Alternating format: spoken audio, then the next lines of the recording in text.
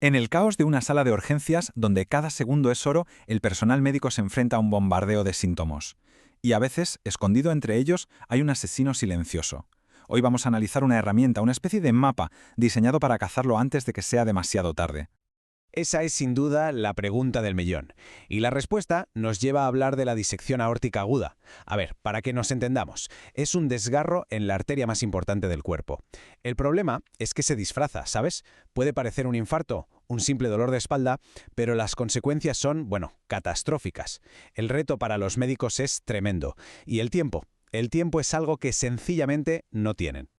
Vale, pues vamos a ver cómo se hace. Este va a ser nuestro recorrido. Primero nos fijaremos en las pistas iniciales, o sea, qué hace que salten las alarmas. Después, veremos cómo se sopesa el riesgo, casi como si fuéramos detectives.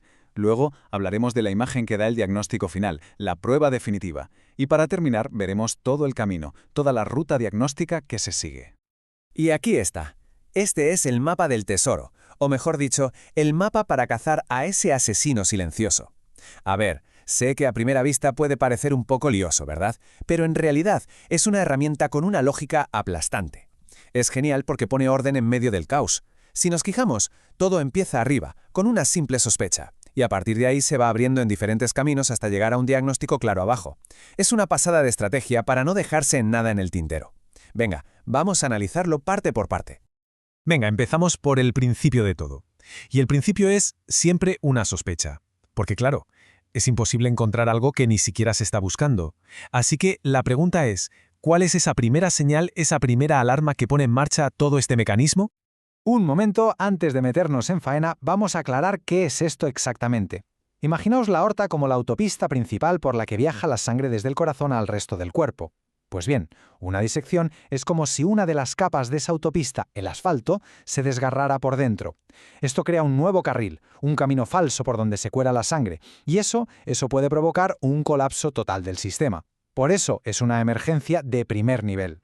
Así que el primer paso es, como quien dice, lanzar una red muy amplia. El protocolo salta con síntomas que, ojo, podrían ser un montón de cosas. Hablamos de un dolor en el pecho, la espalda o el abdomen, un desmayo, lo que los médicos llaman síncope, o, y esto es importante, síntomas de déficit de perfusión.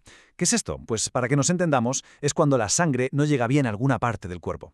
Esto puede provocar algo parecido a un ictus, o que de repente un brazo o una pierna se queden sin fuerza, fríos. Ante cualquiera de estas cosas, ¡pum!, se tiene que encender la primera luz de alarma. Vale, ya tenemos un sospechoso en la lista. Ahora, como en toda buena investigación, hay que afinar el tiro. El siguiente paso se da a pie de cama, buscando pistas mucho más específicas. Y es justo aquí donde el médico se pone el sombrero de detective. Y lo mejor es que en esta fase no hacen falta cacharros súper complejos. Lo que se necesita es un buen interrogatorio, o sea, un buen historial clínico. Escuchar con mucha atención y una exploración física de las de toda la vida. Se buscan pistas en 3 grandes grupos. El primer grupo de pistas tiene que ver con la historia del paciente, con su pasado. ¿Hay alguien en la familia con problemas de aorta? ¿Le han operado del corazón hace poco? ¿O quizá ya se sabía que tenía la aorta un poco dilatada, lo que se llama un aneurisma? Cualquiera de estas cosas ya nos pone sobre aviso. La segunda pista es el dolor. Y ojo, porque esto es súper importante, no es un dolorcillo cualquiera, no. La gente que lo sufre lo describe como el peor dolor de su vida. Algo que aparece de la nada, ¡zas!, de golpe, y con una sensación muy, muy característica, como si algo se estuviera desgarrando por dentro. Es un dolor que asusta, y mucho. Y el tercer grupo de pistas son las que da el propio cuerpo al explorarlo. Por ejemplo, que haya una diferencia de pulso o de tensión arterial entre un brazo y otro. Eso puede ser una señal clarísima de que el desgarro está fastidiando la circulación. O que de repente se escuche un soplo nuevo en el corazón con el fonendo. O ya, en el peor de los casos, que la persona esté en estado de shock. Todas estas son señales de alarma mayúsculas. Muy bien, ya hemos recogido todas las pistas, ahora toca juntarlas y tomar decisiones. Es el momento en que el diagrama de flujo nos dice, dependiendo de lo que tengas, tira por este camino o por este otro.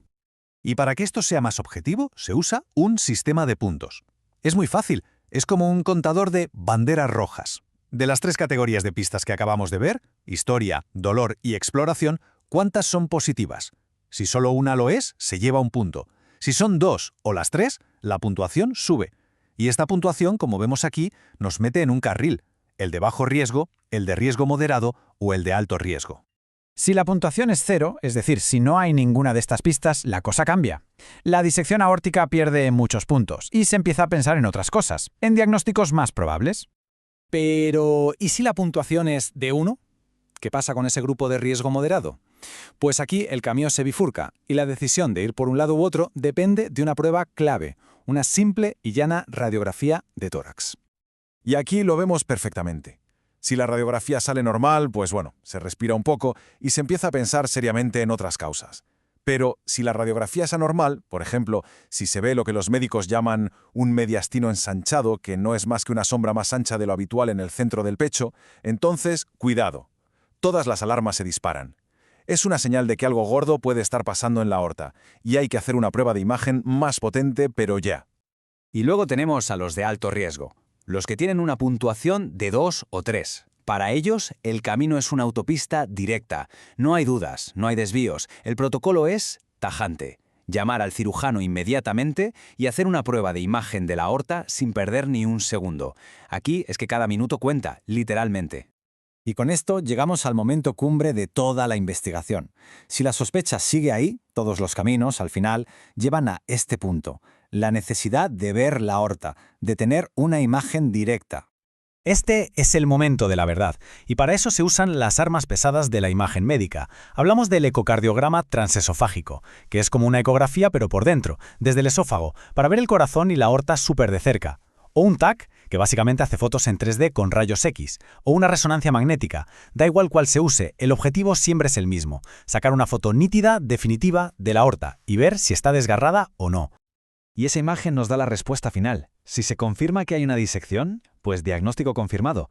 Se activa todo el protocolo de tratamiento, que casi siempre es una operación de urgencia. Y si la imagen dice que no hay nada, bueno, normalmente ahí acaba la cosa. Pero si la sospecha clínica era altísima, el protocolo es tan bueno que hasta contempla la opción de hacer una segunda prueba de imagen, por si acaso. Entonces, resumiendo mucho, todo este proceso se puede ver como 4 grandes pasos. 1. Tener la sospecha inicial en la gente adecuada. 2. Hacer de detective a pie de cama, buscando pistas en la historia, el dolor y la exploración. 3. Usar esas pistas para clasificar el riesgo y decidir cómo de rápido hay que actuar. Y 4. Obtener la foto definitiva, la prueba de imagen que nos da el sí o el no. Y esta frase lo clava. De verdad, resume a la perfección la idea que hay detrás de todo esto. En un sitio como urgencias, que es puro caos y presión, tener un método, un sistema claro que todo el mundo pueda seguir, no es que sea útil, es que es fundamental. Es lo que marca la diferencia entre el error y el acierto, y al final, entre la vida y la muerte. Y esto nos lleva a una última reflexión. Porque al final este diagrama es mucho más que un simple protocolo para una enfermedad. Es un ejemplo perfecto de cómo la medicina intenta poner orden y método para ser excelente incluso en las peores situaciones posibles. Y claro, te deja pensando, ¿qué otros grandes desafíos médicos se podrían enfrentar con una herramienta tan clara y sistemática como esta?